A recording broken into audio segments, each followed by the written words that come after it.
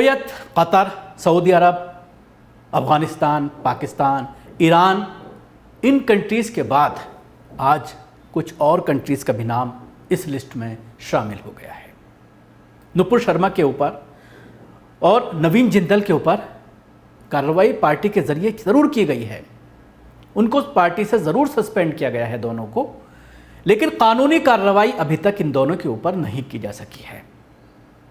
जिस तरह से इनके ऊपर एफआईआर दर्ज की गई हैं देश के मुख्तलिफ इलाकों में, लेकिन गिरफ्तारी अभी तक न सिर्फ गिरफ्तारी बल्कि गिरफ्तार करने की कोशिश तक नहीं की गई है, बल्कि दिल्ली पुलिस में उसको सुरक्षा और मुहैया करा दी गई है। दिल्ली पुलिस के ज़रिए उसको और सुरक्षा दे दी गई है। और दिल्ली पुलिस किसके अधीन आती है वो बताने की ज़रूरत नहीं है। अमित शाह के अंडर, होम मिनिस्ट्री के अंडर में दिल्ली पुलिस आती है। डायरेक्ट अमित शाह दिल्ली के पुलिस कमिश्नर को इंस्ट्रक्शन देते हैं और शायद इसी तरह के इंस्ट्रक्शन दिए गए क्योंकि नुपुर शर्मा का जो बयान सामने आया कि उसको होम मिनिस्ट्री से और देवेंद्र फडणवीस के ज़रिए बाकायदा फ़ोन करके ये कहा गया कि आपको डरने की, आपको परेशान होने की ज़रूरत नहीं है, हम आपके साथ खड़े हुए हैं। जिस तरह से उसने दावा किया है वो सही साबित इसलिए होता नज़र आ रहा है कि उसको बाकायदा सुरक्षा उसकी और ज़्यादा बढ़ा दी गई है। नवीन का जहाँ तक ताल्लुक़ है, नवीन को मैं पिछले 20 साल से जानता हूँ।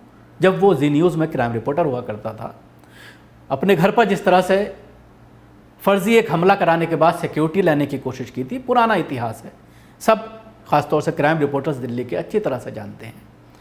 और उसके बाद जिस तरह से उसने ट्वीट किया नुपुर शर्मा के बाद, जानबूझ करके उसने ट्वीट किया ताकि उसको भी कुछ शोहरत मिल जाए और सुरक्षा मिल जाए, और शायद इसके बाद उसकी भी सुरक्षा बढ़ा दी गई हो।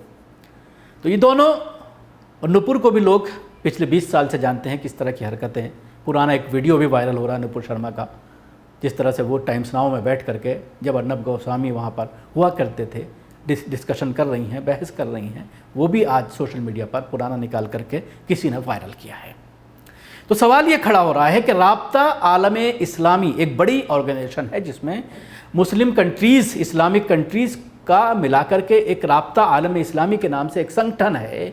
इस संगठन के जनरल सेक्रेटरी ने भी भारत से एतराज़ जताया है और अपनी जो प्रवक्ताएं हैं उनके ऊपर कानूनी कार्रवाई करने की मांग की गई है। ये लेटर आप टीवी स्क्रीन पर जो देख रहे हैं, ये लेटर लिखा गया है और इस लेटर में उन्होंने सख्त निंदा की है दोनों प्रवक्ताओं की जिन्होंने आप सल्लल्लाहु अलैहि वसल्लम की शान में गुस्ताखी की है। उसके अलावा मलेशिया का नाम भी इसमें शामिल हो गया। मलेशिया ने भारतीय राजदूत को तलब करके अपना विरोध दर्ज कराया है।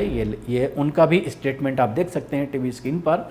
इन्होंने भी पूरी तरह से अपना विरोध दर्ज किया है भारतीय सरकार से और सख्त एक्शन लेने की बात कही गई है। यानी दर्जनों से ज़्यादा कंट्रीज़, ख़ासतौर से मुस्लिम कंट्रीज़ इस मुहिम में शामिल हो गए हैं। और जिस तरह से आप सल्लल्लाहु अलैहि वसल्लम को लेकर, आप सल्लल्लाहु अलैहि वसल्लम की मोहब्बत को लेकर के तमाम कंट्रीज़, किसी भी तरह का इस्लामिक कंट्रीज़ कंप्रोमाइज़ नहीं करना चाहते, सख्त से सख्त कार्रवाई चाहते हैं।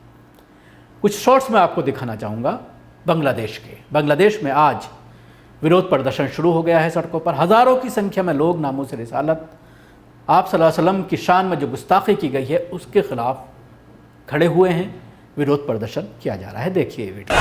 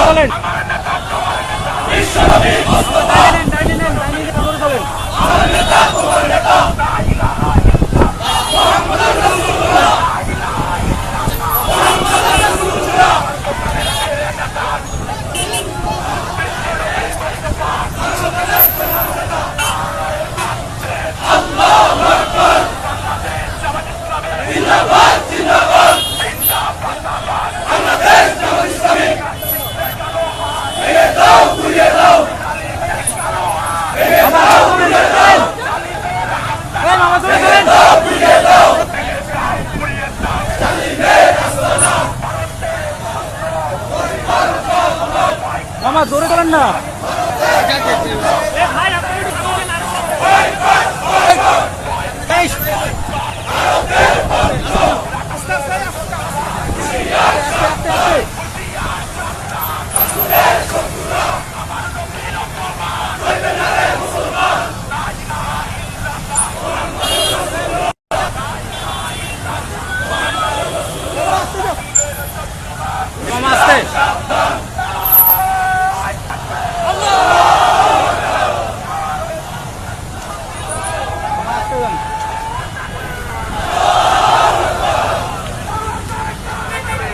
देखा आपने राब्ता आलम इस्लामी मलेशिया के बाद बांग्लादेश में ये विरोध प्रदर्शन, जो ये दर्शाता है कि तमाम आलम के मुसलमान कांप उठे हैं। तमाम आलम के मुसलमान किसी भी कीमत पर आप सल्लल्लाहु अलैहि वसल्लम की शान में गुस्ताखी बर्दाश्त नहीं करेंगे। आप सल्लल्लाहु अलैहि वसल्लम से हर अदना दर्जे का मुसलमान भी जो थोड़ा सा भी ईमान रखता है वो आप सल्लल्लाहु अलैहि वसल्लम से शदीद मोहब्बत करता है और उनकी शान में किसी भी तरह की गुस्ताखी, उनके ख़िलाफ़ एक भी शब्द कोई बर्दाश्त नहीं कर सकता। और जो बर्दाश्त कर रहा है उनके ख़िलाफ़ कानूनी कार्रवाई की मांग भारतीय मुसलमान भी कर रहे हैं और पूरी दुनिया के मुसलमान इस मांग को लेकर भारतीय मुसलमानों के साथ खड़े हैं, क्योंकि मामला सिर्फ किसी कंट्री का नहीं है बल्कि पूरी कौम का है। मोहम्मद मुस्तफ़ा सल्लल्लाहु अलैहि वसल्लम जो अल्लाह के नबी हैं, आखिरी रसूल हैं, उनकी शान में गुस्ताखी का मामला है। इसलिए इसको इस तरह से देखना कि ये भारत का अंदरूनी मामला है, ये सरासर गलत है। जिस तरह की चीज़ें कुछ मुस्लिम इंटेलेक्चुअल्स के ज़रिए भी बातें कही जा रही हैं कि अब नुपुर शर्मा ने माफ़ी मांग ली है, कुछ उलमा इकराम ने भी ये बात कही कि बीजेपी ने बहुत अच्छा कदम उठाया है, बीजेपी की सताइश की, लेकिन उस कदम को उठाए हुए भी 4 दिन हो गए हैं, उसके बावजूद कोई एक्शन ना होना बल्कि उसको सुरक्षा मुहैया कराना, ये दर्शाता है कि उन उलमा इकराम ने इस तरह के बयान देने में बहुत जल्दबाजी की। शुक्रिया, आपको हमारी कोशिश कैसी लगी ज़रूर बताएं। हमारे YouTube चैनल को सब्सक्राइब करना ना भूलें, इसके साथ ही बेल आइकन ज़रूर दबाएं। अगर आप वीडियो फेसबुक पर देख रहे हैं तो पेज को लाइक करें, उसके साथ ही फॉलो भी करें।